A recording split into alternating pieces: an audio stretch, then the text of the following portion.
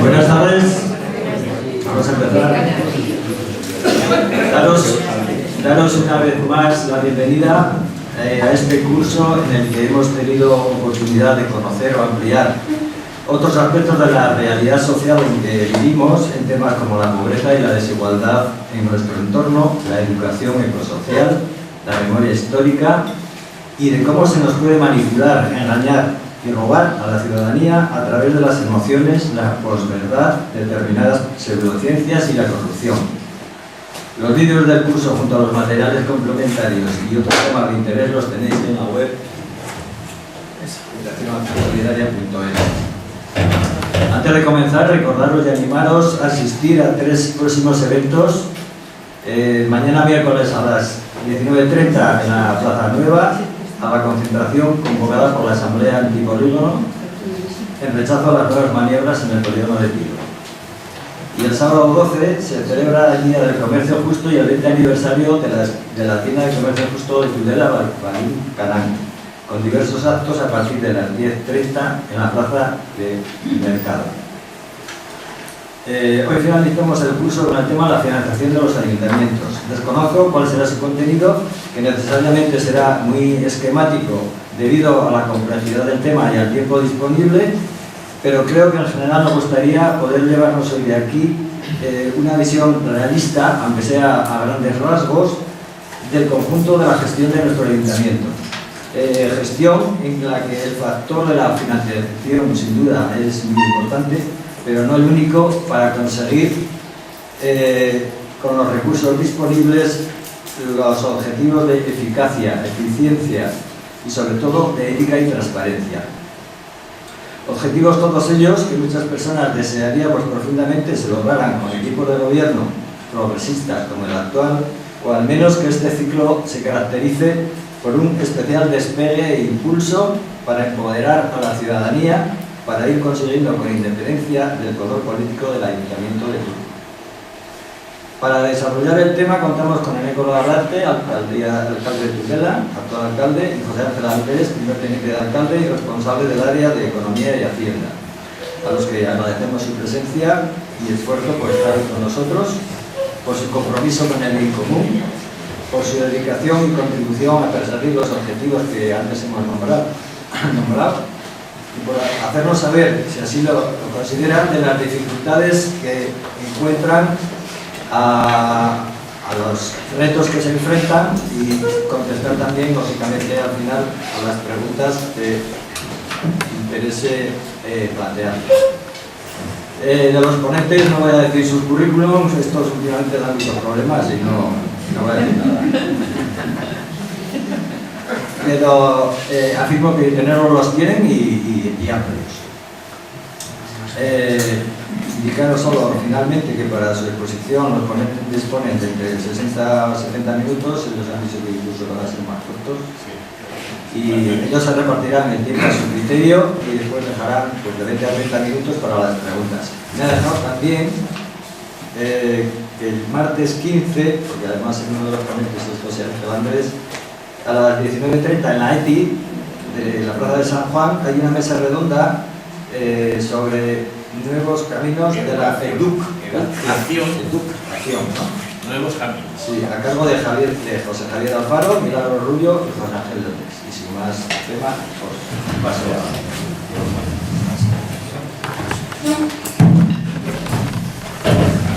Bueno, buenas tardes. Igual se ve bien, no sé, probamos si queréis, así mejor.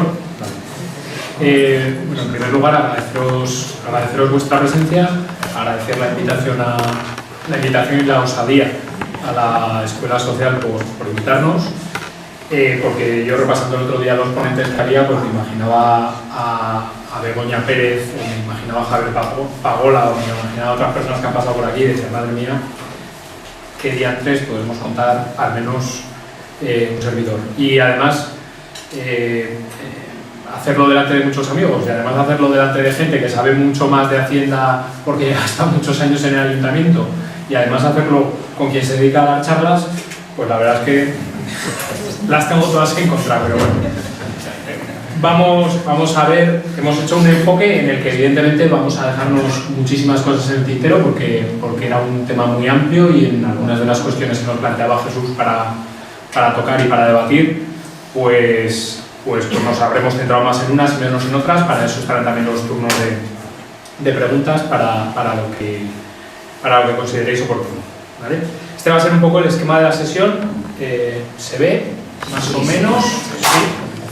Empezaremos situando un poco el estado de la cuestión, porque se nos ha citado aquí a hablar de financiación, pero muchas veces, claro, la financiación es de dónde vienen los recursos, de dónde obtenemos los recursos, pero es para hacer qué cosas, en este caso qué competencias asumimos como entidad local, ¿no? Vamos a tocar un poco cuál es el marco normativo. Seguidamente pasaremos a explicar, y a eso se dedicará pormenorizadamente José Ángel, cuáles son los ingresos que tiene un ayuntamiento tipo y daremos algunas cifras actuales del ayuntamiento de Tudela, así como la evolución de lo misma. Tocaremos algo sobre el endeudamiento, sobre la deuda, que también ha sido un tema recurrente sobre las arcas municipales en Tudela. Tocaremos también una pincelada sobre la morosidad, para que veáis un poco estos ingresos, en qué medida somos capaces de cobrarlos y en qué medida no. Y luego iremos ya a una parte en la que entraremos más en lo que hemos valorado nosotros desde una posición más progresista, como decía Jesús, medidas que se pueden hacer, limitaciones que nos encontramos, contradicciones que nos encontramos todos los días y en último lugar pues hacer ya una valoración más política y dejar algunas cosas en las que vamos a hacer más preguntas que dar soluciones o recetas para abrir el debate. En cuanto al estado de la cuestión, el marco sobre el que vamos a hablar, como os decía, siempre que hablamos de financiación tenemos que hablar de competencias, y además veremos, y lo tocaremos muy por encima, pero habréis leído sobre todo el tema de la revisión, de la reforma del mapa local, en donde se habla muchas veces de lo que es el propio mapa, pero de lo que se habla menos es de cómo quedan distribuidas las competencias, o cómo se plantea que queden distribuidas, y cómo quedan financiadas, que también es una parte importante. En cuanto a la financiación, bueno, pues veis ahí, un ayuntamiento fundamentalmente se financia, y luego entrará en detalle José Ángel, con ingresos propios, vía impuestos, vía tasas, vía precios públicos y demás, con la participación en los ingresos fiscales del Estado de Navarra, y ahí destaca el Fondo de Haciendas Locales, con algunas transferencias específicas o subvenciones finalistas que irán a cubrir algunas de las competencias, y con otros ingresos ajenos, pues que pueden venir por la venta de terrenos, que pueden venir por subvenciones de diferentes ámbitos a las que se concurran, y en todo eso entrará José Ángel. Sí que me ha parecido importante citar también las competencias municipales. Bueno, hay un link ahí, por si luego os quedáis la documentación y la podéis colgar, pues para que la gente lo pueda ver, porque hay diferentes tipos de competencias que asumen los ayuntamientos. Fundamentalmente competencias que son propias, competencias impropias, competencias delegadas. Os pongo algún ejemplo, no vamos a detallar todas ellas, pero sí que esto va a ser muy importante cuando nos pongamos a hablar de qué financiación tiene un ayuntamiento tipo, o el ayuntamiento de Tudela, qué financiación recibe del Gobierno de Navarra a través del Fondo de Haciendas Locales, o qué cambios se plantean en la reforma de la administración local, en el mapa local. Tendrá mucho que ver qué competencias asume el municipio para ver qué financiación debe recibir el municipio de esa que viene de la participación en los ingresos fiscales de Navarra o del Estado. Como competencias propias, hay algunas que son obligatorias y otras no obligatorias, pues en nuestro caso serían y dependerá también del tamaño de los municipios. En el caso nuestro nos ubicamos entre el municipio mayor de 20.000 y menor de 50.000. Tenemos ahora mismo 35.205 personas, me parece, o 300. Algunas de esas competencias serían pues la de urbanismo, la de las infraestructuras viarias o la de policía local. Otras que son no obligatorias puede ser la de promoción y gestión de vivienda pública, o del alquiler social, o del fomento del euskera, o de la promoción del turismo. Competencias impropias, por ejemplo, sería la escuela de música, que no así el conservatorio, y competencias delegadas pues podrían ser en materia de igualdad, en materia de servicios sociales o el propio conservatorio, que es una formación reglada que es competencia del Gobierno de Navarra, pero se delega y por eso conseguimos una financiación sobre la que hablará posteriormente José Ángel.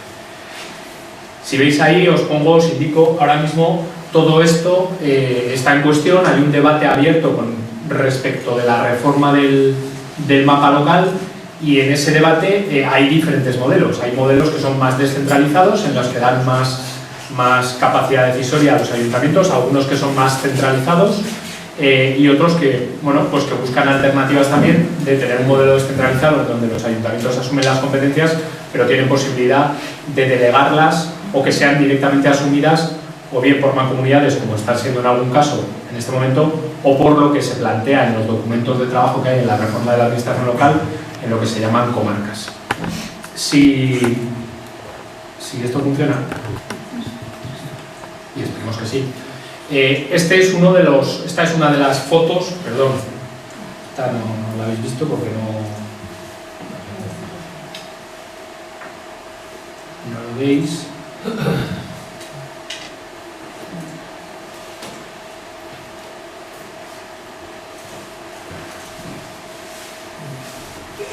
Internet no hay. No, ahora lo veréis. Espero. Bueno, es igual. Sobre el tema del mapa local, lo que os decía anteriormente, se ha insistido muchísimo más en lo que es el mapa, que os lo quería poner ahí, lo que es el reparto por comarcas, con el que yo no estoy de acuerdo porque me parece que hay una división de la ribera que no nos favorece en absoluto. Creo que nos favorecería más una única ribera de esos 100-120.000 habitantes, en donde pudiese haber dos subcomarcas, Ribera Alta y Ribera Baja, pero pues ese como no es objeto de la sesión, pero sí que está en debate. Y se está centrando mucho el debate más en el mapa que en otras cuestiones que creo que sí que son de especial interés y sobre todo hoy que hablamos de financiación. Se ha revisado y hemos conseguido cambiar algo y la negociación ahí ha sido fuerte en cuanto a cuáles son los mecanismos de reparto del Fondo de Haciendas Locales, que es la gran bolsa que se reparte entre los diferentes ayuntamientos. Hemos modificado un poco el statu quo que nos habíamos encontrado, dando un pequeño salto adelante, y están otras cuestiones en solfa en esa próxima reforma de la administración local y por tanto de la financiación, también lo que es la propia Carta de Capitalidad de Pamplona u otras cartas de capitalidad que nosotros entendemos que una ciudad como Tudela, con ese ámbito de influencia, pues podría o debería tener, o al menos debería tener algún reflejo en financiación, vía Carta de Capitalidad o como fuese. Y hay otra parte que va a ser una gran pelea, y la veréis en los medios de comunicación también, que es el poner en la ley que se haga, o en leyes sucesivas, el poner un porcentaje garantizado de los ingresos tributarios que tiene la Hacienda Foral que vayan destinados al ayuntamiento. Eso es un derecho constitucional que así está recogido, pero no está desarrollado en un porcentaje específico, y en este caso, pues ahí he puesto un 10%, pero podría ser el 11, podría ser el 12, todo en función de qué competencia se queda el Gobierno de Navarra o cuáles asumen los ayuntamientos. En cuanto al marco normativo, un poco que nos engloba y que en algún caso nos agobia y nos constriñe, hay tres leyes fundamentales: la Ley de Bases del Régimen Local y todo su desarrollo, en donde se establecen un poco las competencias, y en Navarra pues también hay legislación respecto a esto con posterioridad, y luego las leyes que vinieron a partir del 2012, la Ley de Racionalización y Sostenibilidad de la Administración Local, en donde hay una premisa máxima que es una administración, una competencia. Bueno, y ahí eso que parece lógico, bueno, pues hay trabajo por hacer porque no es así. Hay solapamientos, hay diferentes entidades, hay mancomunidades que llegan hasta aquí, otras que llegan hasta allí, y en ese sentido en las administraciones pues sí que nos está viniendo por parte del Ministerio de Hacienda sobre todo cierto rigor, lo cual entiendo que la administración se tiene que racionalizar, tiene que ser sostenible, pero hay un trecho por hacer todavía. Y hay una tercera, que es seguramente sobre la que más habréis oído hablar, que es la que más nos afecta y la que surge siempre en el debate político, y además, bueno, como suele pasar en muchas ocasiones, pues es utilizada por unos u otros en función de una interpretación diferente de la misma, ¿no? que es la Ley de Estabilidad Presupuestaria y Sostenibilidad Financiera, que tiene fundamentalmente tres patas. Una es que exige a la administración local que tenga superávit y, como utilizamos un concepto también muy habitualmente, que es el del remanente de tesorería, no es exactamente así, pero para que nos entendamos es la acumulación de los déficits o superávit a lo largo de la vida en este caso del ayuntamiento, es decir, de esos ahorros que tendrías para poder gastar en lo que el Ministerio de Hacienda en este caso diga. Y en este caso el Ministerio de Hacienda, por ejemplo, dice que anteriormente solo se podía gastar para amortizar deuda si estabas en unos porcentajes, nosotros ahora estamos en porcentajes más bajos, ahora permite financiar inversiones financieramente sostenibles con ese remanente de tesorería. Hay otra regla que es el límite de endeudamiento, en donde hay un límite máximo de endeudamiento del 110%. A partir de ahí, si no recuerdo mal, es imprescindible un permiso por parte del propio Ministerio. En otros no te puedes endeudar, desde el 75 hasta el 110 necesitas permiso, y igualmente de la Administración foral. Y en tercer lugar, que es sobre lo que más nos habréis oído debatir, si habéis visto algún pleno o alguna declaración en prensa y demás, es la regla de gasto, que es, bajo nuestro punto de vista, lo más perverso, y luego también comentará José Ángel, que no viene a ser más que, y me permitís la licencia, jugar al 7,5, es decir, si este año me he gastado 100, el año que viene me van a dejar gastarme 102,4, y si me gasto menos de 100, pues me podré gastar un 2,4% más que el año anterior. Si yo consigo generar unos recursos mayores y no los gasto, pues voy a hipotecar también mi capacidad de gasto en el futuro, y por tanto, y si me salto la regla de gasto, bueno, pues me pueden llevar a tener que hacer un plan financiero y volver a la senda, ¿no? En este caso, en los dos ejercicios anteriores, nosotros hemos sido capaces de afinar mucho. En el 2017 nos quedamos algo más lejos porque habíamos metido también más inversión que finalmente, por algunas circunstancias, no pudimos acometer y se está acometiendo este año. Esa regla de gasto lo que nos implica es que, a pesar de que tengamos ese remanente de tesorería, que tengamos esos recursos, tengamos que dedicarlos solo a inversiones y, por ejemplo, y no es excusa, por ejemplo, no podamos dedicar más recursos a gasto corriente en limpieza o en iluminación o en policía, porque también lo que es la contratación pública está limitada, ¿vale?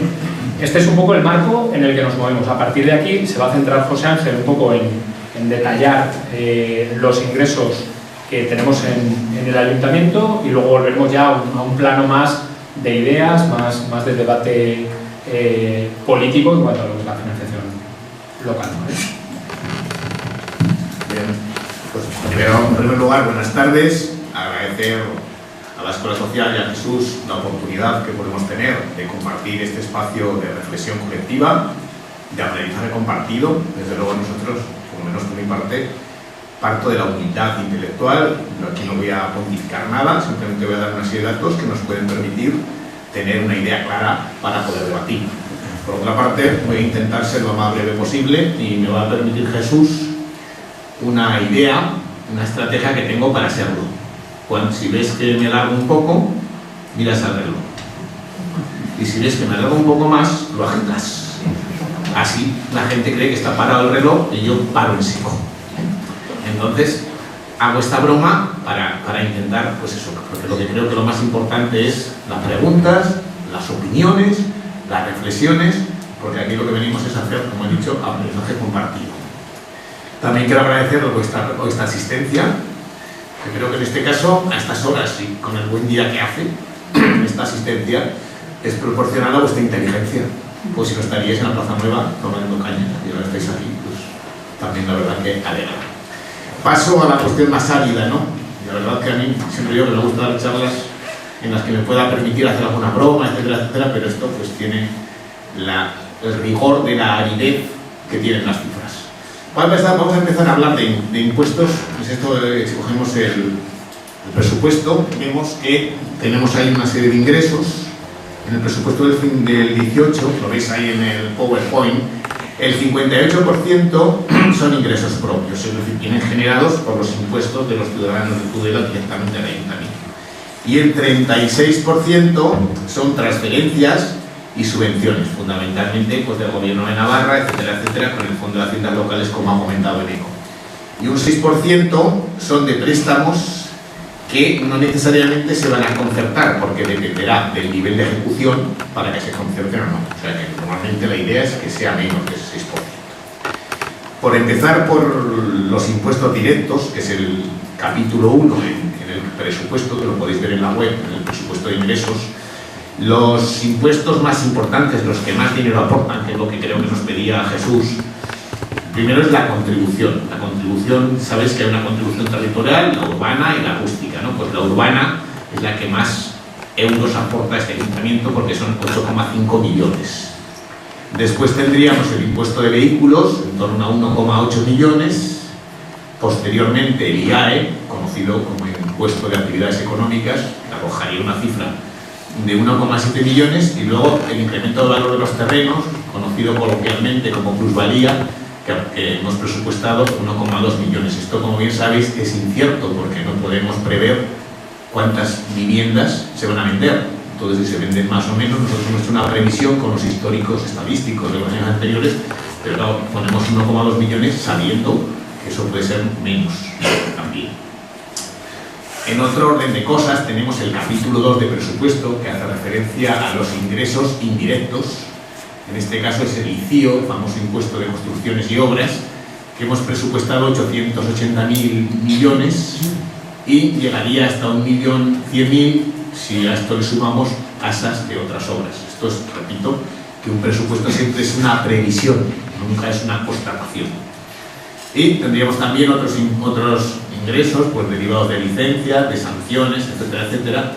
Y esto sería un poco lo que son impuestos que pagan directamente los ciudadanos de Tudela, pero luego tendríamos el capítulo 4, el capítulo 3 son tasas, el capítulo 4 son las transferencias corrientes.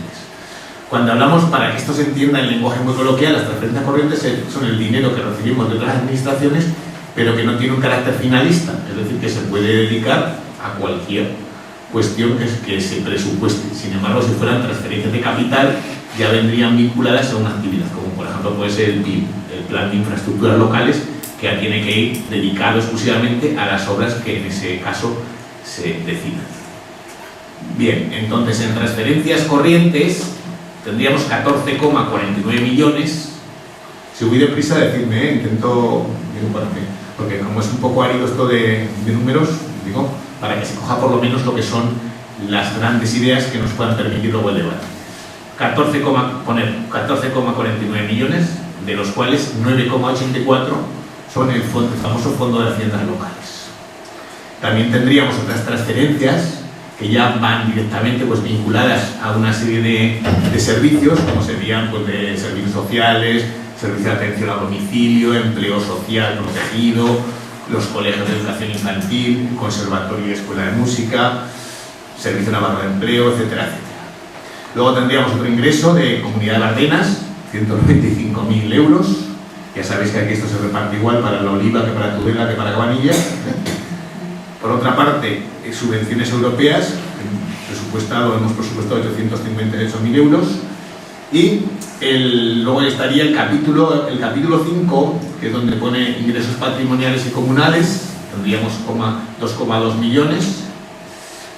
Luego, en cuanto a, tendríamos también lo que sería la enajenación de inversiones reales, que fijaos que frase más abstrusa, más ininteligible, pues es enajenación, venta de terrenos. Podrían poner venta de terrenos, ¿no? Ya sabéis que si no los economistas pues tendrían problemas, ¿no? Por eso utilizan la jerga como un instrumento de protección y de mantenimiento verdadero. Así es, ¿no? Bien, luego tendríamos el capítulo 8, variación de activos financieros. Capítulo 9, que es la variación de pasivos financieros, que con que se ponga préstamos, y está, ¿no? Pero queda más bonito, ¿verdad? Variación de pasivos financieros. Esto en gastos, esto lo que hemos hablado un poco es en ingresos. Quiero dar una cifra que creo que nos puede situar luego para el debate.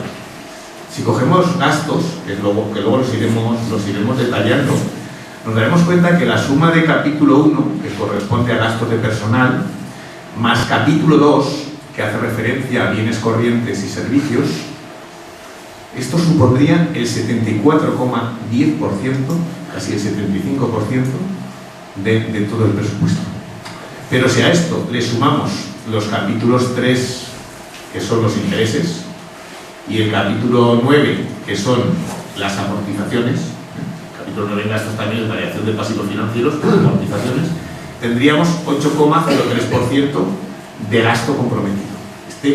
Por favor, hacer un esfuerzo adicional de memoria y atención y quedaos con esta cifra.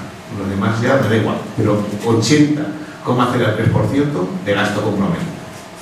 Claro, si vemos un poco volviendo un poco a los impuestos indirectos que decíamos antes y a los directos, veríamos una cosa que es importante que se entienda, porque también lo preguntaba Jesús en el cuestionario que nos pasó, ¿no?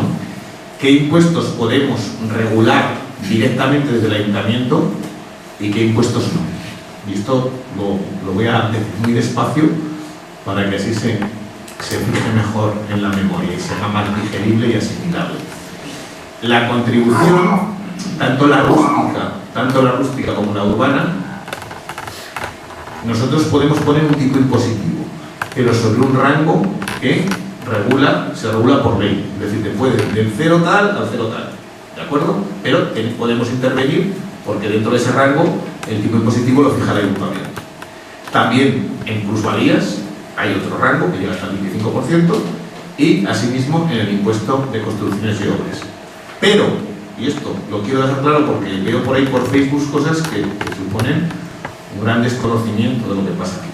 El impuesto de vehículos y el IAE, el impuesto de actividades económicas, viene regulado por ley foral. Es decir, nosotros no tenemos la mínima posibilidad de modularlo, porque no es que nos den un rango, un abanico, sino que directamente te dicen este es el tipo y punto. Y nosotros simple y llanamente ejecutamos esa ley. Digo para que quede claro, acordaos, contribución urbana sí, plusvalías también y CIO también, pero impuesto de vehículos e IAE lo regula el gobierno, o sea, no el gobierno, perdón, sí. Lo regula, como decía, se regula por ley foral, no el gobierno, el parlamento. Sí, bien. Me comenta Eneco, es que como yo no tengo, los hombres no tenemos mucha capacidad de simultanear actividades, tenemos un problema en el puente interhemicelial, ¿verdad? Los que hay por ahí en mi clase lo saben, y entonces pues yo no puedo mirar ahí, pero le agradezco que así vosotras podáis ilustraros con esa gráfica, ¿de acuerdo? Entonces, con relación a lo que estábamos comentando, que sepáis que contribución, ahí tenéis la evolución, la contribución podemos regular dentro del rango y asimismo las otras dos, pero nunca ni el de vehículos ni el de actividades económicas. Otra cuestión que nos planteaba Jesús era que qué relación había en la recaudación en los años del boom de la construcción, ¿no? Que se ha venido a denominar burbuja inmobiliaria, la metáfora burbuja inmobiliaria. Pues un dato que no sé si lo tenéis por ahí, ¿verdad? Que es, yo voy a dar el dato, entre el 2004 y el 2006, que se supone que es una época de apogeo y casi de apoteosis inmobiliaria, se recaudaron en ICIO y tasas de obras 2.750.000 euros. Repito, de media entre el año 2004 y 2006, de media, ¿eh? Y en los presupuestos del 2018 se prevén 1.100.000. Como veis, la diferencia es sustancial, de 2.750.000 a 1.100.000. Más otra cuestión que había entonces, que eran las famosas UAS, no sé si os acordáis, las unidades de aprovechamiento urbanístico, que ahora ya no están, ¿no? También en los años del 2005 al 7 hay... En los 2005 al 7 hay UAS, ¿no? No, incrementos importantes. Eso, se ve ahí, ¿verdad?, la evolución. Bueno, para ir resumiendo y sintetizando, pasamos a la deuda. La deuda normalmente se llama deuda viva. No sé por qué, porque no, una deuda muerta ya no existe, ¿no? Nosotros le llamamos deuda viva. Y la deuda viva, a fecha 1 del 1 del 2018, arroja una cuantía de 20.316.200.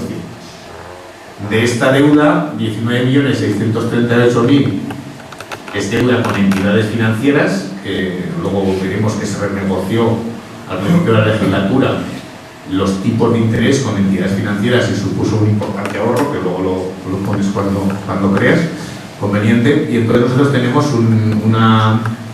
una referencia que es el Euribor trimestral y con unas diferenciales que van pues desde el 0,15, que sería la mejor financiada, hasta la peor, que estaría en torno al 1,82.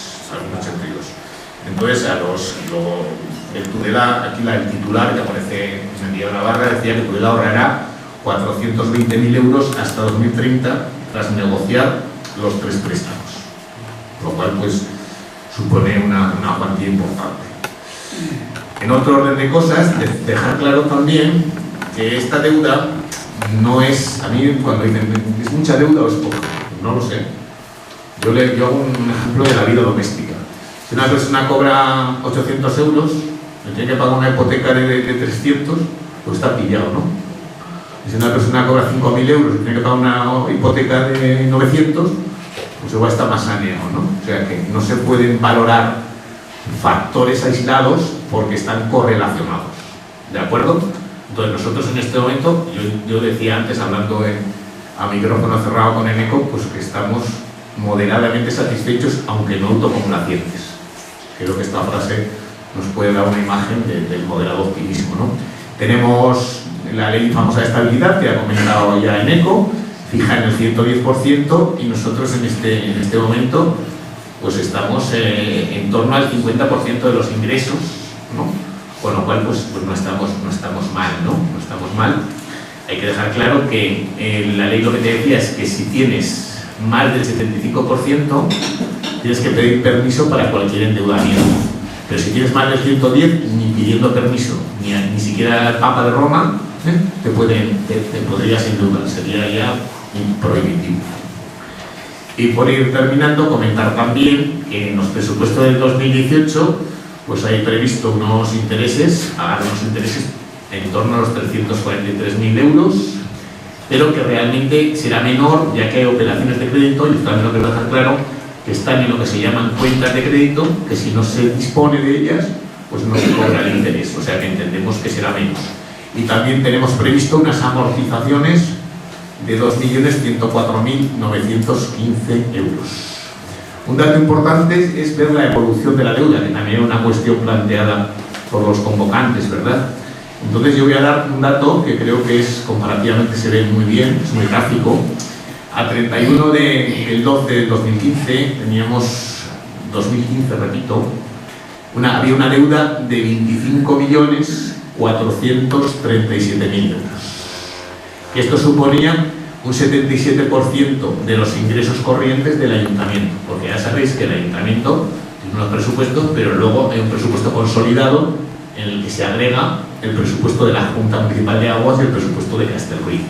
Entonces, vuelvo a repetir, en el 2015 el ayuntamiento solo 77% de los ingresos corrientes, pero si uníamos el consolidado con los otros organismos autónomos que no tienen deuda, estaríamos en torno al 70%. A 31 del 12 de 2017, 20 millones, o sea que se ha pasado de 25.400 a 20.300. Y esto supone un 59,64% de los ingresos corrientes del ayuntamiento, 59 frente a 77, acordados de esa cifra, y un 53,3% del consolidado. ¿De acuerdo? O sea, pasamos de 77 a 59 y el 70. Si el límite legal es el 110%, pues estamos por debajo de ese 50% del límite, y en conclusión podemos decir con cierta y contenida satisfacción que en 2 años hemos reducido la deuda un 20,15%. Esto es lo que hay en estos 2 ejercicios. Pasamos a morosidad, analizamos un poco el comportamiento de la contribución urbana. La primera idea que debemos dejar clara es que la morosidad no ha tenido una cierta correlación con la crisis, ¿no? Entonces, pues, por ejemplo, damos un dato importante, había ratios de recaudación en torno al 98% y se llegó en los momentos más, está ahí la gráfica, ¿no? En los momentos bajos, en los momentos valle de la crisis, al 93%. En el último ejercicio estamos en el 96%. Pero fíjense que en el 2013, estamos hablando de contribución urbana, 93,3, en 2007, 97,37. En otros tributos, como el impuesto de vehículos, pues hablando siempre del periodo voluntario, ya sabéis que hay un periodo de recaudación voluntario y hay otro que ya es el periodo que empieza el proceso de apremio y que lo toma en la gestión la agencia ejecutiva, que luego si queréis pues podemos comentar alguna cosa. Para las liquidaciones, en este caso de impuesto de vehículos, pues en el periodo voluntario se recaudaría entre el 90 y el 93%, esos han sido los rangos, ¿no? Y ya sabéis que para los procesos impagados hay un procedimiento, como he dicho, de apremio y que este procedimiento pues, lo gestiona la agencia ejecutiva durante 4 años y esos 4 años es lo que se denomina el periodo de no prescripción, la deuda luego prescribe, la deuda de los impagados. En multas de tráfico, que tradicionalmente pues, ha habido una menor recaudación porque tiene mucha más complicación su cobro, pues se está recaudando en torno al 78,5%. Por lo menos esto es lo que está en los presupuestos.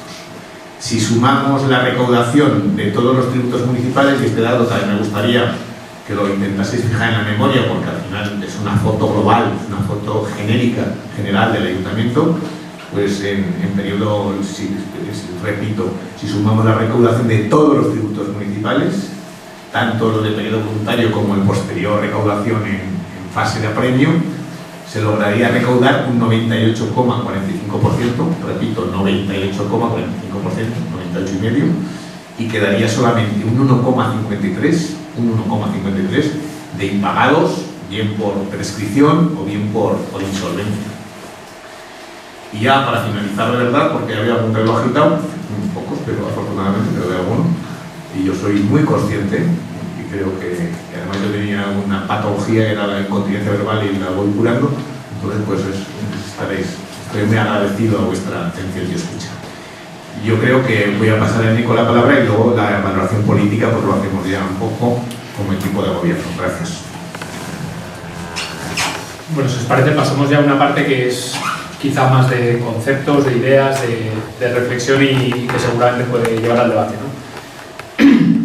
Hablamos de financiación local y lo primero que, si yo estuviese ahí, lo primero que me preguntaría sería, bueno, ya, y si venís vosotros en vez de otros, ¿cuál es la diferencia y qué se hace muy bien en el ayuntamiento? ¿O qué capacidad tiene alguien que dice que es progresista o que quiere o que considera que es un gobierno del cambio respecto a las políticas que se habían impulsado en este ayuntamiento durante las últimas 5 legislaturas o más, las que sean?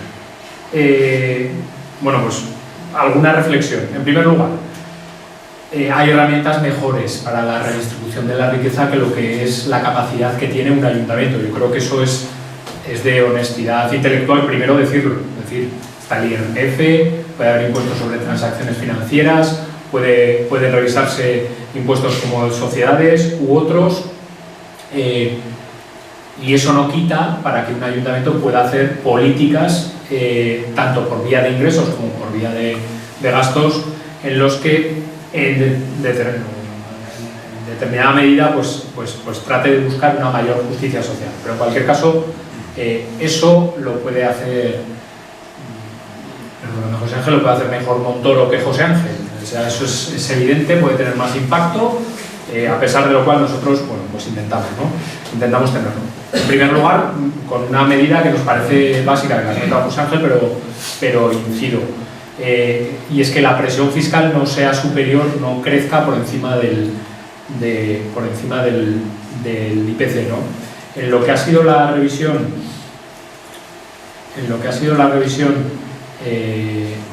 que nos ha tocado a nosotros, si os fijáis aquí, en la contribución, si veis cómo ha ido subiendo a lo largo de los años, nosotros entramos en este pico, ¿vale? Una contribución que permanece estable en el 2016. Esto es recaudación.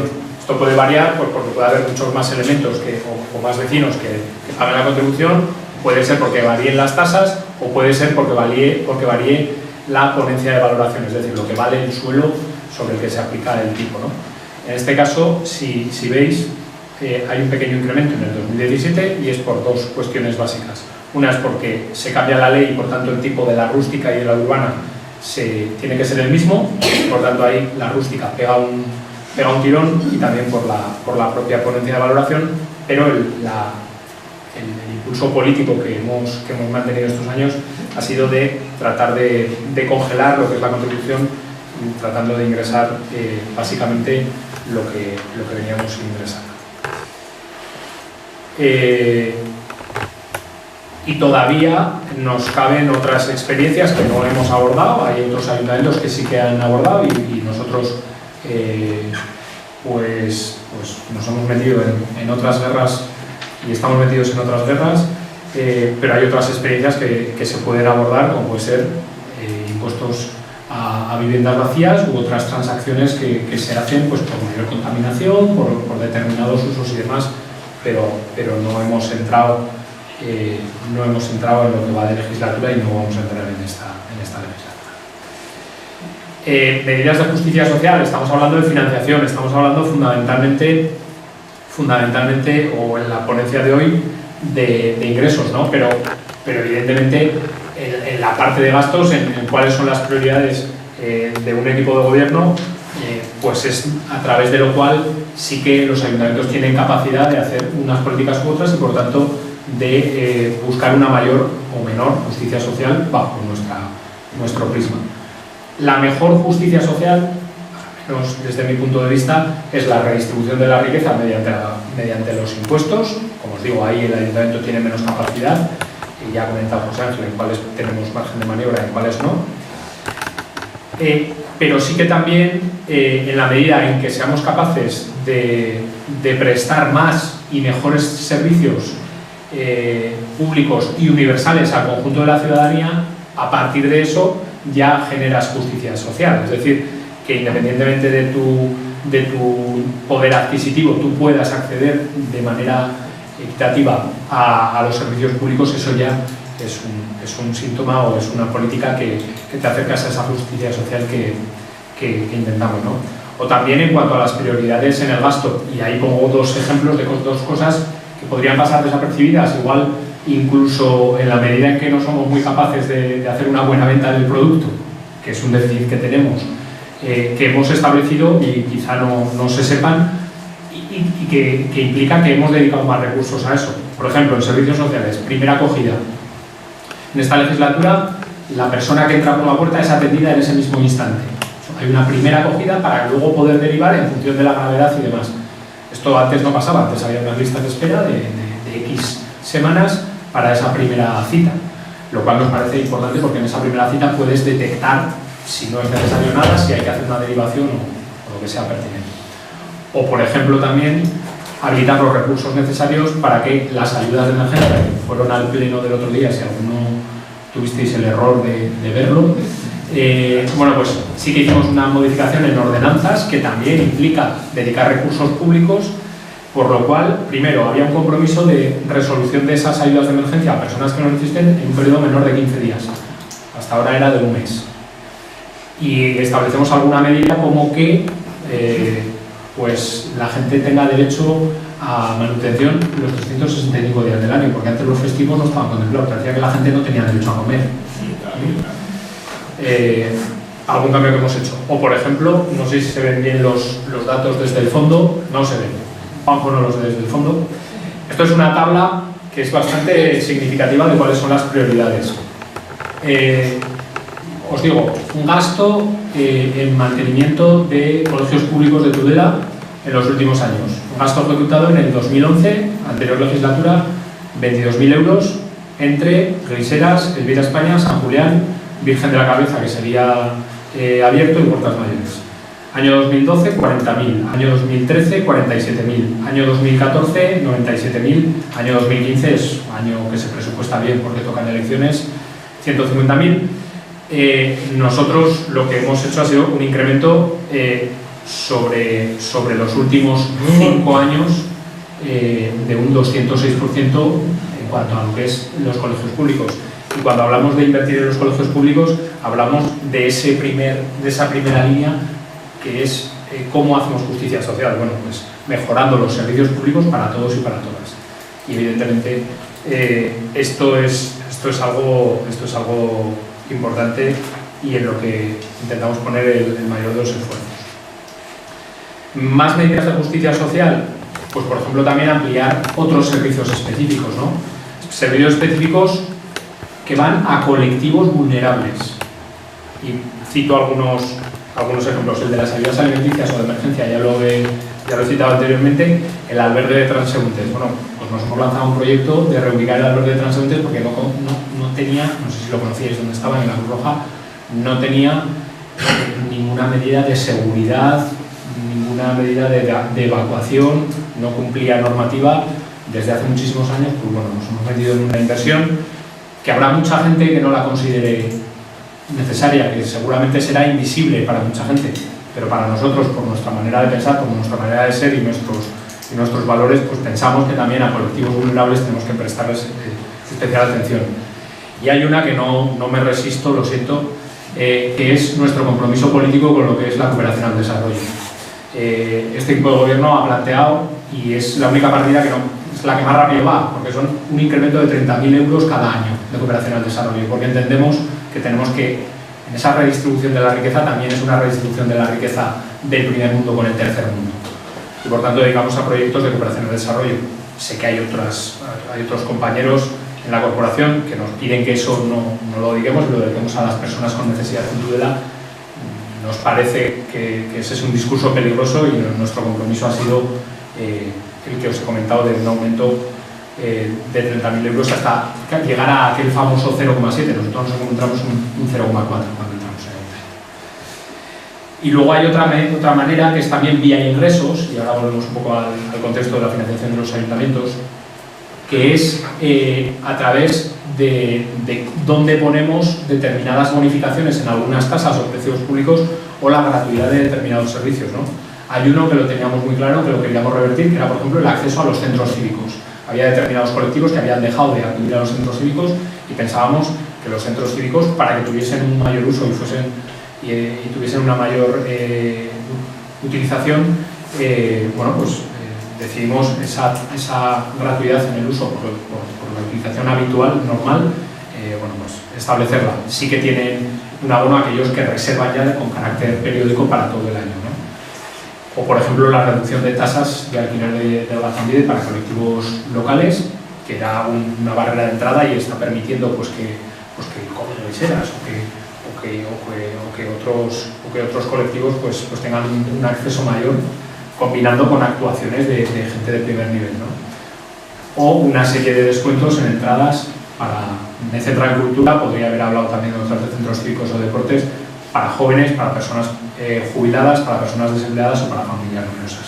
Eso también son pequeñas medidas, como digo, las que tenemos capacidad, no son las que tiene el ministro de Hacienda, pero las que sí que tenemos nosotros. Y entramos en la última parte que enlazará ya, yo creo que llegaremos a tiempo para terminar a las 9 y tener media hora de debate. Lo que es sobre la gestión pública en cuanto a la financiación, planteando ese horizonte, esos deseos que planteaba Jesús, que eran los de eficacia, los de eficiencia, los de transparencia y los de ética, ¿no? Y si veis, he puesto ese horizonte compartido, que creo que tendría cualquiera que se pusiese a hablar de esto, pero hemos querido traer aquí también las limitaciones y las contradicciones que existen, ¿vale? Porque nos parece que eso es lo que más puede enriquecer el debate posterior. En primer lugar, en cuanto a eficacia es conseguir los objetivos. Por lo tanto, lo primero es saber cuál es el programa, tener una planificación, tener una estrategia, tener unos objetivos. Nos parece muy importante, para alcanzar esos objetivos, ser capaces de alinear nuestros objetivos con los objetivos de otros, como es la comarca, el trabajo que venimos realizando a través del consorcio EDER o del que se hace a través de la mancomunidad, o alinearlo con la propia estrategia de la S3 de Navarra, que en último término va alineada con la estrategia europea de la S3, y que eso nos va a permitir también conseguir más financiación en la línea de que estamos en la misma vía que están el resto de administraciones superiores, ¿no? Y un reto que tenemos ahí es que hemos intentado abordarlo en esta legislatura, y vamos a ver si somos capaces de dejar los mimbres hechos para abordarlo en la siguiente, que es la gestión para resultados. Es decir, no basarnos solo en oye, hacemos 25 expedientes o 35, sino si los expedientes que gestionamos responden a la eficacia, a las necesidades de lo que demanda la ciudad. Si estamos dando unas ayudas que van en una determinada línea, pero eso no se está viendo, por ejemplo, en el fomento del empleo o en la regeneración del casco urbano y demás, pues igual estamos siendo muy eficientes, estamos dando muchas ayudas en un determinado, pero están totalmente desenfocadas para las necesidades de la ciudad. Y eso trataremos de alinearlo con una gestión para resultados que es bastante novedosa, que están tocando algo en Euskadi ahora mismo y que viene de otros sitios establecidos en Nueva Zelanda, ¿no? A ver, en Canadá y en Latinoamérica también se están haciendo esas buenas experiencias. En cuanto a la eficiencia, es decir, ser lo más, dedicar los menores recursos o conseguir los mayores recursos vía ingresos o dedicar los menores recursos vía gastos para lograr esos objetivos. Bueno, primer baño de realidad que nos dimos al entrar. Tenemos nuestras ideas, pero hay unos corsés, hay unas limitaciones y por tanto, pues lo que he puesto ahí, más pensar en ingresos y menos en gastos. Veníamos pensando más en gasto, oye, ¿a qué vamos a dedicar la pasta? Y de repente nos dimos cuenta que teníamos que dedicarnos a pensar más en ingresos, cómo conseguir la pasta. Una segunda reflexión, es decir, tomamos conciencia rápido de que una estrategia fundamental es mancomunar servicios y cooperar con otras entidades. Por eso estamos haciendo una reflexión respecto a la limpieza viaria con la mancomunidad, o por eso hemos lanzado toda la estrategia comarcal a través del consorcio de León. Y nos hemos dado cuenta de que también hay que cooperar y buscar alianzas, evidentemente, con otras entidades como son, y lo hemos hecho sin ningún tipo de color político, con Gobierno de Navarra o con el ICO, que ahora preside Pablo Zalba, que es del Partido Popular. Pues nos ha traído una colección estupenda porque nos parece que la cooperación entre administraciones, independientemente del color, es imprescindible para que podamos tener, como tenemos ahora aquí, Chiquillas o Gargallos o Picassos, ¿no? Para poder ver. En eficiencia hay una necesidad y es complejo y quienes estamos en la casa sabemos lo complejo que es por nuestras limitaciones, por la propia dinámica y por más cuestiones, agilizar los procedimientos administrativos. Ahí hay un reto que tenemos encima de la mesa, que es la transición hacia la administración electrónica, que debería generar también una mayor eficiencia de la administración. Y luego también una reflexión que quería dejar, que para ser eficientes hace falta controlar, ¿no? Controlar la ejecución de las obras, controlar los servicios, controlar las contratas y demás. Bueno, pues algo que yo quiero poner encima de la mesa es que en algunos de los casos, no digo en todos, pero en muchos de los casos, la especialización del sector privado, el conocimiento del sector privado, el know-how, va por delante de la especialización que tiene o que puede tener una administración, pues porque el reciclaje es más rápido, porque la empresa privada invierte más en formación, en innovación, en I+D, y eso también limita, es un factor limitante, ¿vale? En cuanto a la ética, en primer lugar yo creo que la ética es intentar ser coherente con el programa y cuando no lo eres, explicar por qué. Cosas que hay que tener en cuenta, que importan mucho en la administración, que es la libre concurrencia. La administración, toda la legislación que viene de Europa y demás, fomenta la libre concurrencia, es decir, que puedan entrar a licitar cualquier empresa que esté capacitada y demás, que tenga la solvencia técnica o financiera suficiente. Sin embargo, este criterio en algunas ocasiones te puede generar también problemas con el de eficiencia, porque haya muchas ofertas, porque haya muchos recursos, por ser un criterio muy garantista en cuanto a lo ético, te genera procedimentalmente una carga de trabajo que te hace que a veces llegues muy tarde, dediques muchos recursos hasta que pones una obra en marcha y demás, ¿no? Y eso es un factor limitante que hay. A nivel ético, y esto lo tenía que poner, creo que una cosa que hay y se ve y lo tienen que percibir los vecinos es si hay un trabajo honesto. Primero, si hay trabajo, si es honesto. Y luego ahí está el debate sobre las remuneraciones de los cargos públicos, que en nuestro caso, en el mío en particular, creo que en un momento puntual, pues yo planteé una bajada de mi salario para quedarme con el salario que tenía del 40%, pero creo que es una mala reflexión de fondo. Era una reflexión en un momento puntual en el que había un pico en la política de descrédito y esa fue mi decisión personal. Pero creo que existe la otra cara de la moneda, que es, ojo, a la política se tiene que dedicar todo aquel que se quiera dedicar a la política porque esté capacitado, no el que tenga los ingresos para hacerlo o no el que no tenga otro lugar donde ir y por tanto acabe ahí 30 y tantos años, ¿no? esa reflexión la quería traer también en el lado de la ética. Y por último, hablábamos de corrupción, también nos citaba Jesús. Bueno, pues yo creo que son dos cosas, ¿no? Por un lado, la honestidad de las personas, por otro lado, tiene que haber mecanismos, y los hay procedimentalmente. Está la intervención, está la fiscalización, está luego la Cámara de Cuentos y demás. Y por último, en cuanto a la transparencia, no hemos entrado mucho porque creo que es un camino que tenemos por recorrer, eso lo tenemos en el debe, no es otra de las cosas en esta legislatura que veníamos con mucho impulso, queríamos haberlo hecho, y ese portal de transparencia esperamos que esté adecuado para final de la legislatura. No lo está, como no lo está en muchísimos ayuntamientos, pero eso no sirve de excusa. Pero sí que también quería traer una reflexión, que es que la transparencia no es nudismo, que a veces la transparencia va más por la vía de la pedagogía, de explicar qué es un presupuesto, de explicar cuáles son las partidas importantes, de explicar si subes o no los impuestos y demás, que no de saber si yo tengo en la caja rural 22.000 euros, 37.000, acciones de no sé quién, o tengo no sé cuál. Y creo que en la sociedad en la que vivimos se enfoca mucho más a eso, en cuanto a lo que es la transparencia, a ese casi escarnio público, ¿no?, del cargo público, que yo no tengo mayor problema, pero me parece que deberíamos estar más enfocados a lo que es la pedagogía de entender cómo funcionan las administraciones. Y por terminar, y le dejo la palabra y nos vamos a saltar 5 minutos, solo lanzo una serie de reflexiones para que fomenten un poco el debate posterior. Ya os digo, veníamos de la utopía y nos tuvimos que poner a pensar un poco en la gasolina, es decir, cómo metemos gasolina al coche, cómo conseguimos recursos, y por eso hemos hecho proyectos europeos, por eso hemos ido a pelear al gobierno de Navarra, por eso hemos ido a sacar inversiones a través del plan de infraestructuras. Luego hay un debate en qué gastamos, ¿no?, que también nos decía Jesús en una de las reflexiones que nos hacía. Pues yo tengo un debate, por ejemplo, muchas veces en cuanto a la promoción que hacemos de Tudela, ¿no? Eso repercute en la ciudad, esa promoción, esos programas de radio nacionales, no sé qué. Tenemos que gastar, cuando gastamos en deporte, tenemos que gastar en niños, tenemos que gastar en clubes de primer nivel, tenemos que gastar solo en servicios sociales. Abierto al debate. Insistimos, la regla de gasto que nos constriñe, porque nos limita el gasto corriente, nos limita el gasto corriente, que es capítulo 1 y 2, sobre todo, y eso es el gasto, es el 80% del gasto. Eso es la limpieza, eso es la policía, eso es la iluminación, eso son las carreteras, las calles. ¿Qué hacemos con las herencias? Heredamos una situación, ¿qué hacemos con las herencias?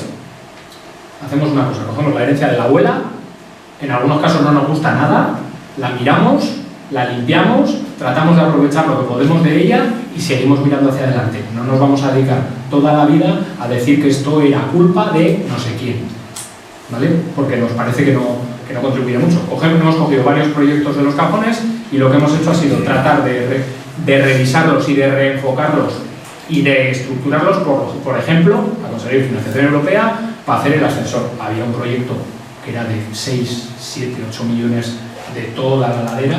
Bueno, pues eso no se podía abordar, pero hemos tratado de buscar una solución a un problema concreto y esperamos que esté útil en breve.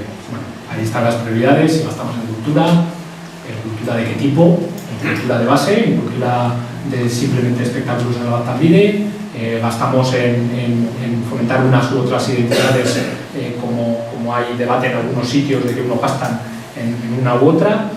Y por último, por dejar una reflexión, y le dejo ya la valoración política a José Ángel, creo que la virtud que buscamos, no la que tenemos, la virtud creo que debería estar en pensar en la globalidad. Creo que adolecemos pensar en la globalidad y actuar con equidad, no con igualdad, es decir, a cada uno lo que necesita. Y ahí pasar de mi puñetera baldosa a qué necesita la ciudad en su conjunto. Eso es algo que tenemos que hacer nosotros, pero eso también es conciencia cívica de la ciudadanía, y para eso sirve también la escuela social. Y sobre todo, y además, no olvidarnos nunca de que hay colectivos vulnerables que son invisibles y que apenas tienen voz, y creo que desde una mirada o desde una perspectiva progresista pues tenemos que tenerlos muy en cuenta. Tendré que hacerlo más telegráfico para mantener los tiempos previstos.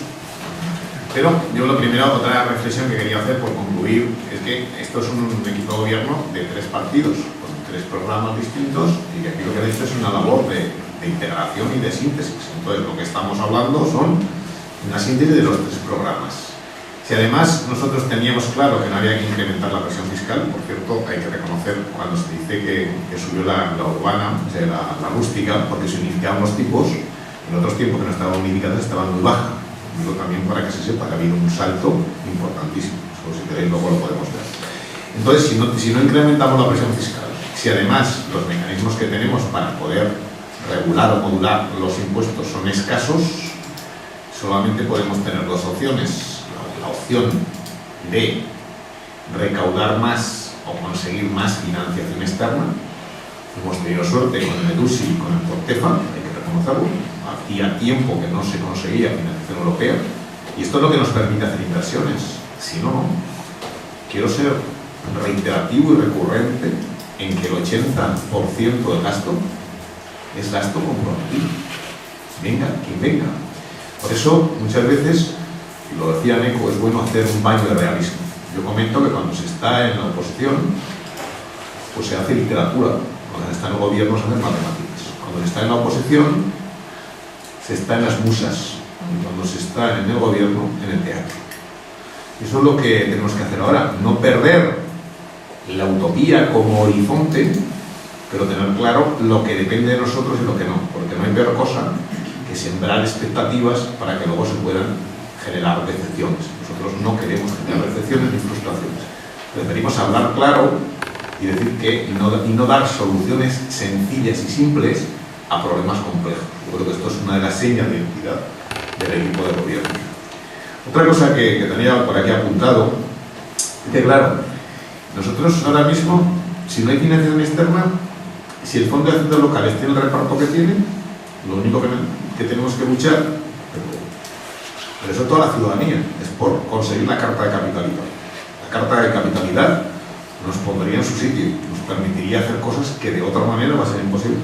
Y entiendo que hay que hacer un esfuerzo en esta última recta final para que se consiga la carta de capitalidad. Otra cuestión importante que yo creo que sí que tenemos que hacer, yo creo que es bueno combinar la autoestima con la autocrítica, es que tenemos que hacer más pedagogía. Yo cuando hablamos de transparencia, digo, todo está en la web, y es verdad. Pero antes lo he comentado, si ahora mismo empieza alguien a coger la web, empieza a ver ahí una serie de cifras que aburren las piedras, más al que las hace casi. Pero yo cuando tengo que leer tantas cifras, os lo prometo, para mí es una tarea ardua y penosa. ¿Por qué? Pues porque comprendo que la atención es volátil, es frágil y se ausenta, ¿no? Entonces, lo importante es que tengamos que hacer una tarea de pedagogía política para poder dejar claro, como hemos hecho hoy modestamente, decir, oye, esto es lo que tenemos y esto es lo que podemos hacer. Porque si no, si nos instalamos en lamentarnos por lo que no podemos hacer, perdemos fuerza para lo que sí podemos hacer. Esto quiero también dejarlo alto y claro. Acabaré con 2 cuestiones. Nosotros hemos tenido como equipo de gobierno 3 prioridades, que era educación, que era bienestar social y que era inversiones. Sabiendo que las inversiones se han podido realizar, repito y reitero, por las aportaciones europeas. Si no, tampoco se hubiera podido hacer lo que se va a hacer. Y por eso, yo creo que al final tenemos que darnos cuenta de lo que podemos mejorar. Yo creo que nunca hay que ser autocomplacientes, pero tampoco podemos instalarnos en la melancolía o instalarnos en, como he comentado en ECO, en que si la herencia es buena o es mala. Yo prefiero, en lugar de, dicen por ahí, que el que no quiere hacer cosas siempre busca excusas. Y el que quiere hacer, en lugar de excusas, busca proyectos. Nosotros vamos a estar en los proyectos, no en las excusas. Las excusas son de mal pagador. Y nosotros daremos la cara con lo que hacemos bien y con lo que hacemos mal. Con lo que es eficaz y lo que es menos eficaz. Pero sí que es importante dejar claro que en las 4 E's, la E de empleo, la E de ética, la E de economía y la E de ecología, va a estar trufando e impregnando nuestro proyecto político como equipo de gobierno.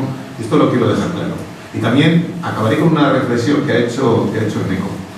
La transparencia no es igual a morbo. A mí me parece lamentable que se esté haciendo ese morbo. Lo que hay que importar es lo que hace el político. Claro, si al final la política se convierte en ganar 1.000 y pico euros al mes, pues irán los que van, pero habrá mucha gente que puede tener vocación política y que evidentemente pues se dirija a otras actividades por lo que sea. Y eso es preocupante. Yo creo que la política debe ser una dedicación y no una profesión, que debe haber una limitación de mandatos, que la persona no debe dedicarse más que por un tiempo, pero cuando se dedique pues tendrá que tener una cierta remuneración sin ningún rubor. No hay que hacer constantemente un morbo, una estigmatización de lo que es el político, porque si no vamos a llegar a un nivel en la cual se va a perder la dignidad de la función política. Y creo que la función política es lo más digno que existe, sobre todo en una democracia, sobre todo en una participación. Acabo diciendo lo que decían los griegos: el que le da igual la política es el idiota. Eso decían los griegos, tú que has estudiado humanidades, ¿verdad? Y nosotros, si por algo nos caracterizamos, es porque creemos en lo colectivo, tenemos vocación de servicio y en esa dirección vamos a funcionar. Con lo cual, concluyo diciendo, agradeciendo de nuevo vuestra presencia y vuestra atención, que ha sido de paciencia franciscana, entiendo, y que nosotros estamos satisfechos, pero no autocomplacientes, y que desde luego lo que más nos anima es ver gente que nos apoya y que ve que algo estamos haciendo, aunque no, nunca será suficiente. Muchísimas gracias.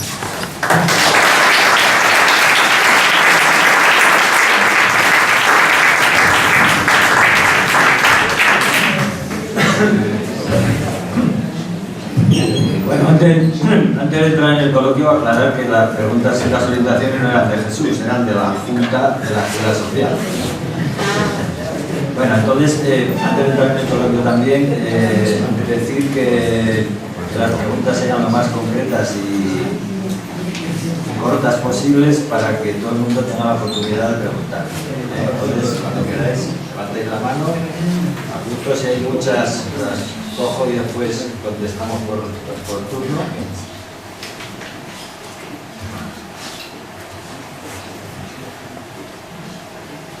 No sé, anima a nadie.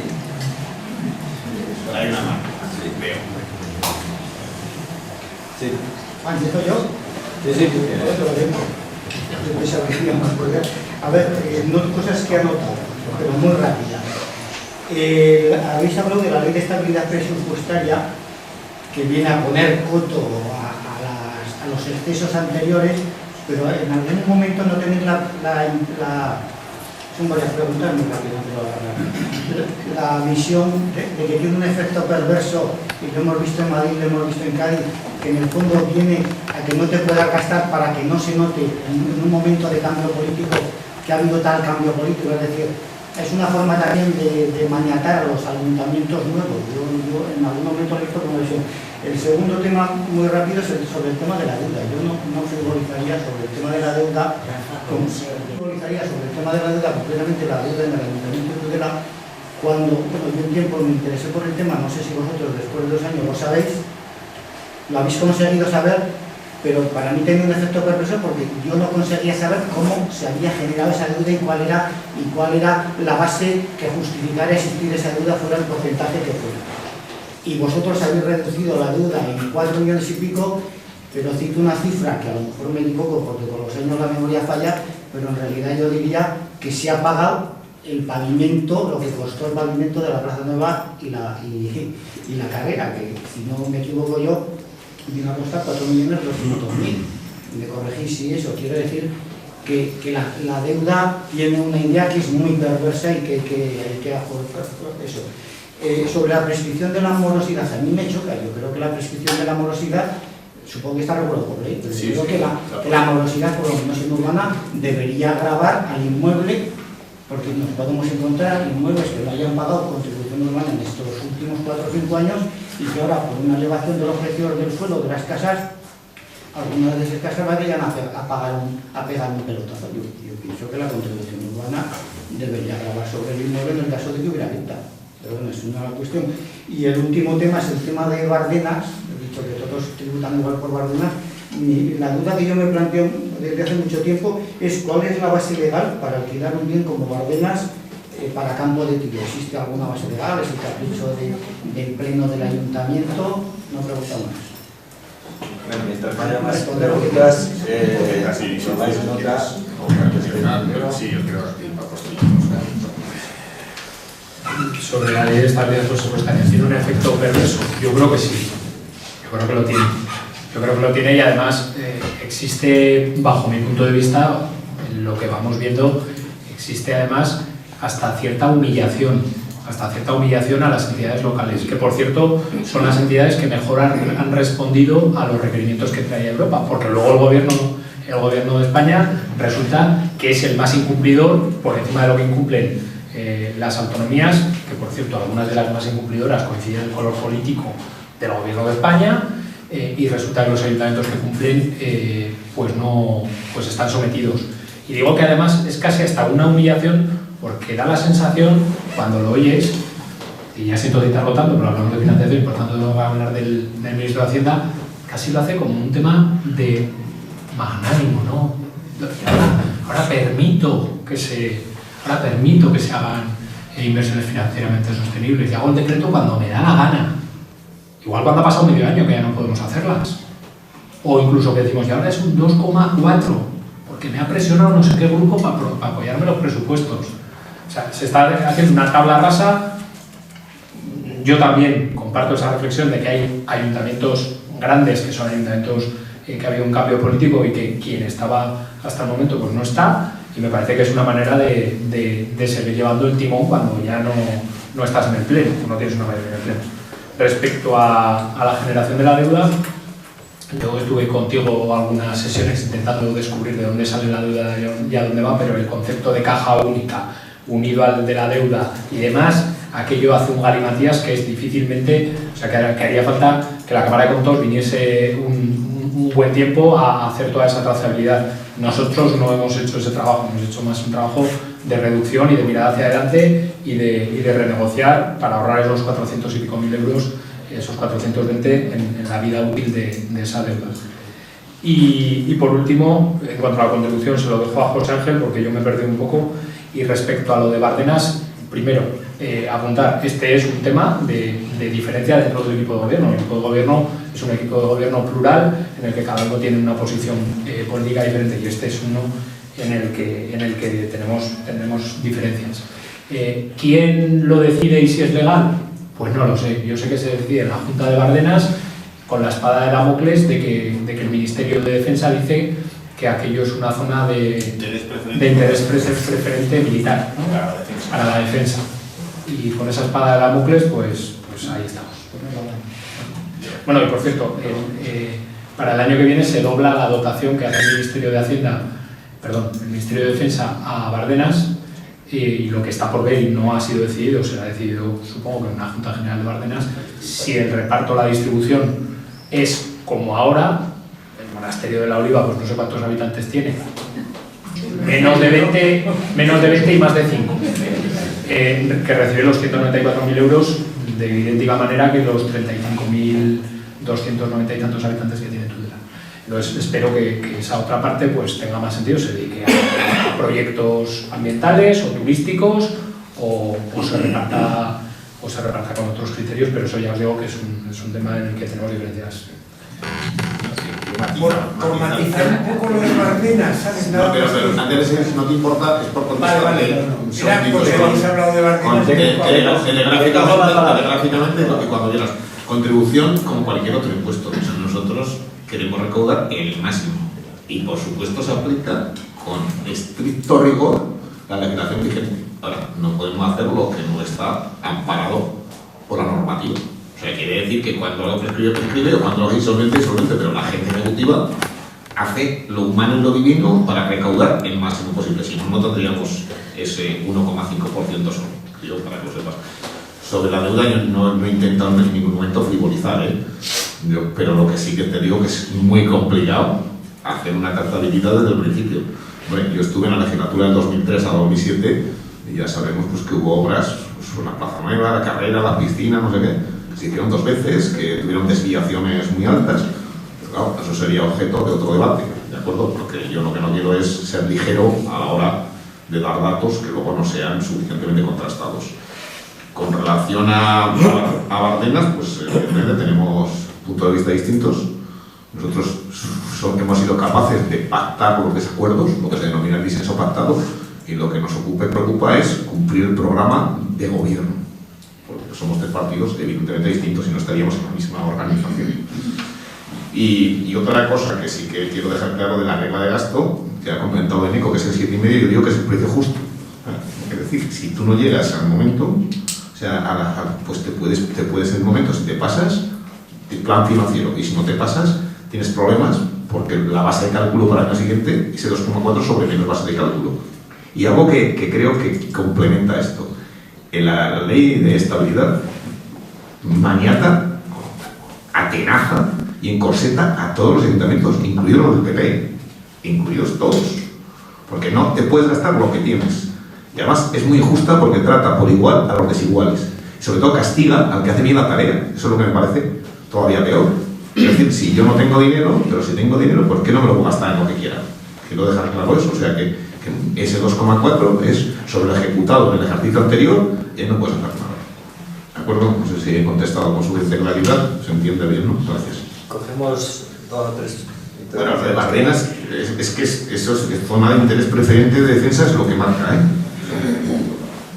Jorge. Sí, yo quería ver si podíais explicar un poco más de lo de la carta de capitalidad, un poco pues qué aporta y cómo se consigue. Y luego del tema de la financiación que has mencionado, lo de las cuentas de crédito, que bueno, si no se utilizan no devengan intereses.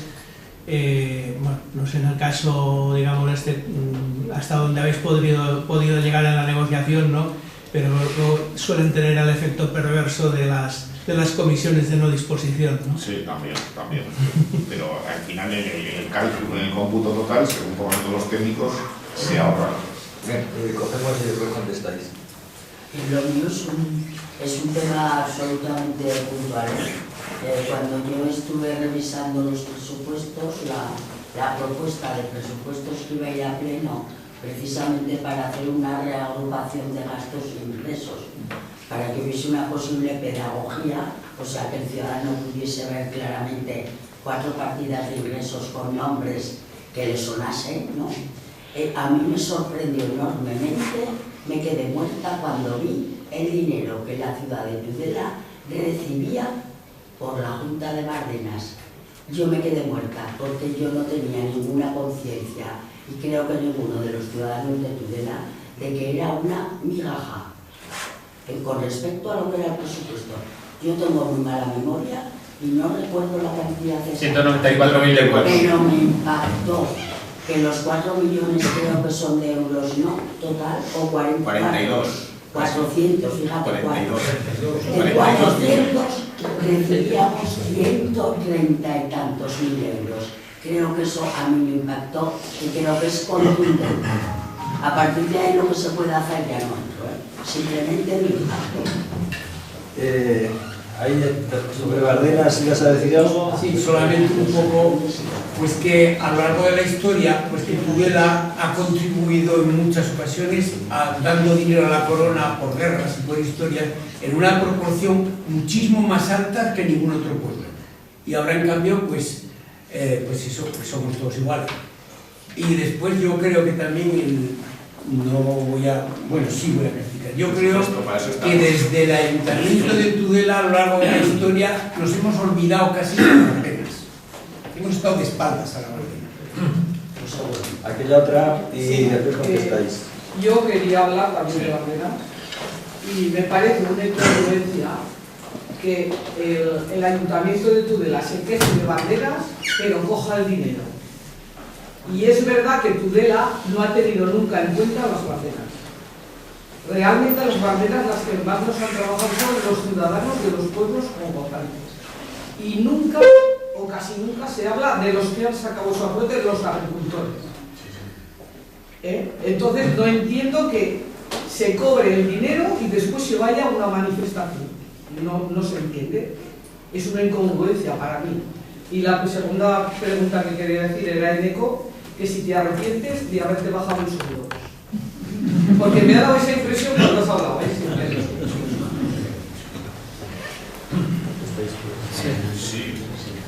Sí, en el orden que... Bueno, por el tema de Bardenas, aclarar que son 194.000 euros el hecho de si es una incongruencia o no, bueno, pues sería un poco la misma incongruencia que a veces te has encontrado con compañeros o con compañeras de otras localidades en los que esos ingresos suponen por decir, cabanillas, suponen el 10%, ¿no? Y te dicen, pues yo no puedo votar en contra de eso porque eso implica que no vaya a poder tener unos servicios sociales adecuados o lo que sea. Mi incongruencia o no, que la valore cada cual, mi planteamiento es, y el que he defendido en Bárdenas ha sido, por favor, quiero un plan, no.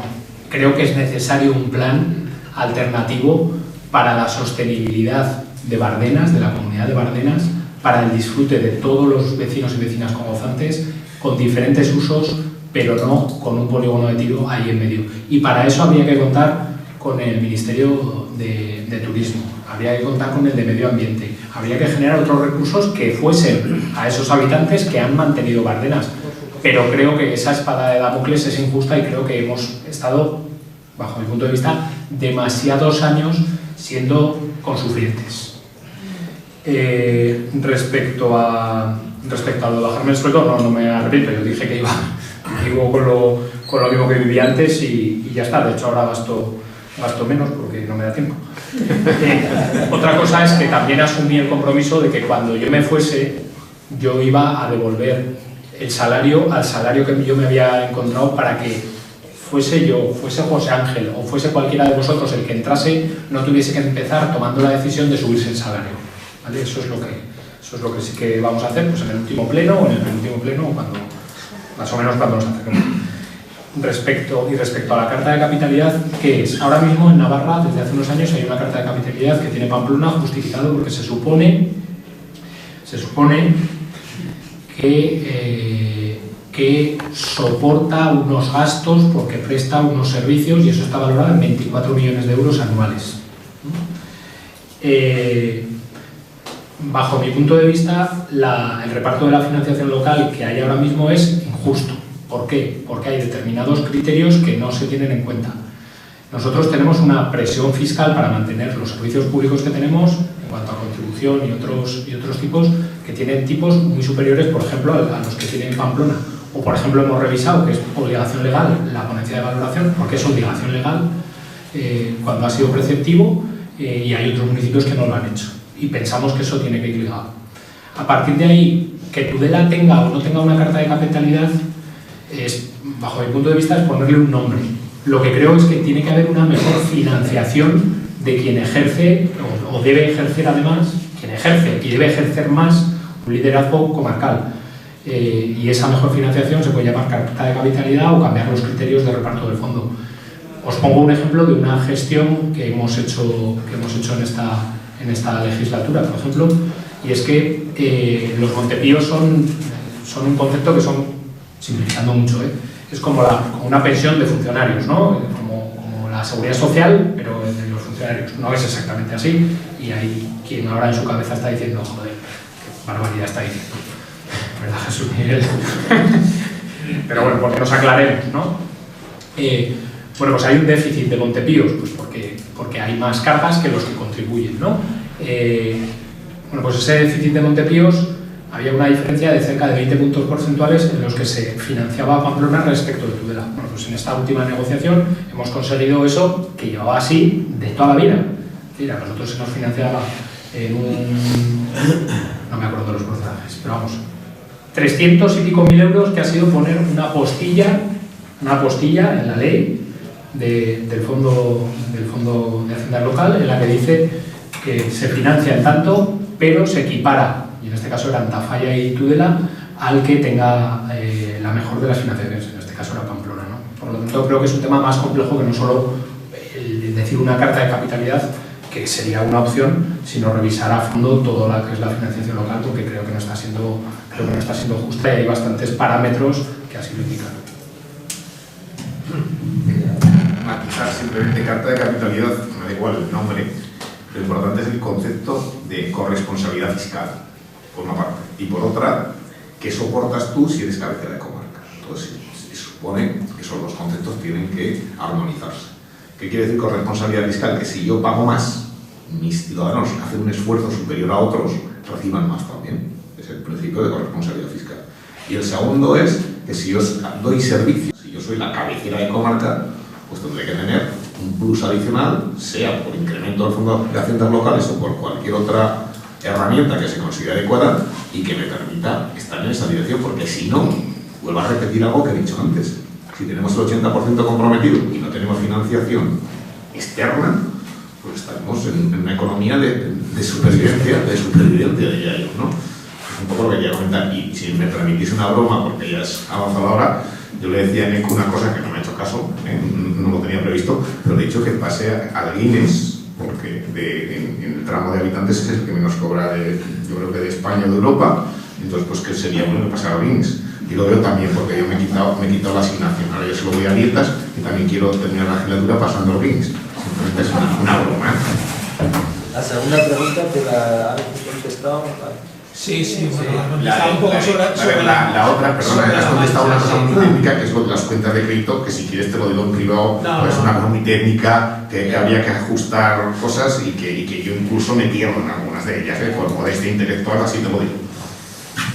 Muy bien. ¿Hay más preguntas? No hay más preguntas. Yo de los tres respuestas porque de parte no la contestar. Bueno, pues estamos por terminado, hemos sido muy puntuales, agradecemos vuestra presencia y os invitamos al próximo curso si somos capaces de organizarlo y nos veremos en octubre, ¿de acuerdo?